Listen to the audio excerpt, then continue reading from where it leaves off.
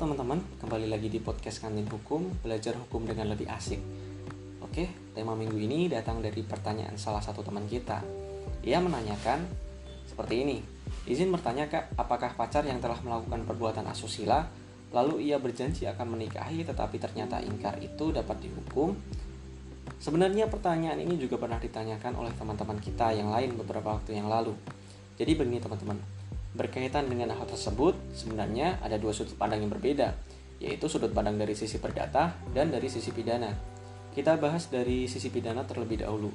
Pandangan dari sisi pidana mengacu di dalam pasal 378 KUH Pidana, yang bunyinya, barang siapa dengan maksud untuk menguntungkan diri sendiri atau orang lain secara melawan hukum, dengan memakai nama palsu atau martabat palsu dengan tipu muslihat, ataupun rangkaian kebohongan menggerakkan orang lain untuk menyerahkan barang sesuatu kepadanya atau supaya memberi hutang maupun menghunuskan piutang, diancam karena penipuan dengan pidana penjara paling lama 4 tahun.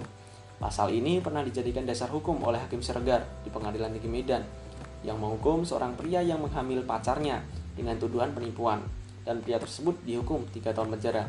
Nah, dalam penafsiran hakim ini bahwa konteks barang di dalam pasal tersebut sama dengan, mohon maaf, kemaluan perempuan. Namun, putusan tersebut dibatalkan oleh Mahkamah Agung. Pandangan pertama ini belum dapat dijadikan dasar hukum untuk memperkarakan pacar kalian. Nah, masih ada pandangan dari sisi perdata. Masih ingat syarat sah perjanjian? Oke, kita ingatkan ya.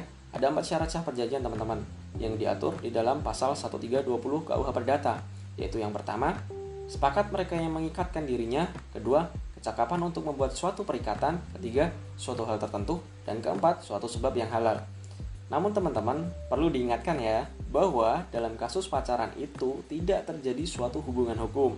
Jadi masih belum bisa nih kalau dijerat dengan konteks wan prestasi atau ingat janji. Hal tersebut didukung oleh pasal 58 KUH Perdata, yang bunyinya, janji-janji kawin tidak menimbulkan hak guna untuk menuntut di muka hakim akan berlangsungnya perkawinan.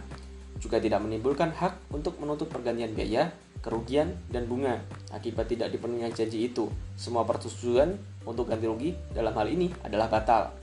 Nah, melihat dari hal-hal di atas, sangat sulit ya untuk memperkarakan pacar kita di pengadilan. Namun, masih ada satu yang menjadi rujukan kita. Hal ini dapat dilihat di dalam putusan Mahkamah Agung nomor 522K/SIP/1994. Di dalam putusan tersebut, Mahkamah Agung menghukum seorang pria atas dasar melakukan perbuatan melawan hukum karena tidak menepati janji untuk menikahi pacarnya. Dalam kasus itu, teman-teman, tergugat atau pria ini udah ngenali nih penggugat atau wanitanya sebagai calon istrinya. Kemana-mana teman-teman, ke teman-teman, keluarga, dan lain-lain. Sampai si tergugat ini juga nyerahin buku tabungannya ke si penggugat. Ya niatnya sih buat biar kelihatan serius pastinya. Bahkan keduanya sudah hidup bersama. Tapi sewaktu penggugat atau si wanita ini menagih janji buat nikah, si pria atau tergugat justru ingkar janji. Nah, hal tersebut itulah yang dijadikan rujukan hakim.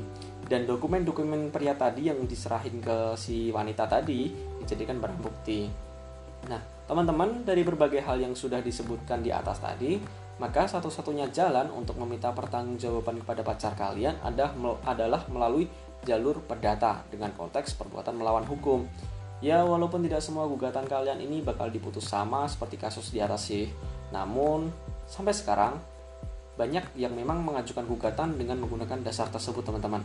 Tapi begini teman-teman, ya walaupun ada suatu sanksi, tapi jangan sampai kita terlena, khususnya ke teman-teman perempuan ya. Jangan terlalu percaya deh sama bujuk lagi pacar kalian yang katanya janji nikah lah atau apalah sampai kalian terlena harus ngasih apapun buat pacar kalian. Ya mungkin itu dulu teman-teman. Apabila ada kritik saran, dapat dikirimkan melalui email kami di kantinhukum17@gmail.com atau melalui direct message Instagram kami di kantinhukum17. Jangan lupa kami juga sudah hadir di YouTube. Jangan lupa like dan subscribe channel Kantin Hukum kami. Yuk belajar hukum lebih asik bareng Kantin Hukum. Salam.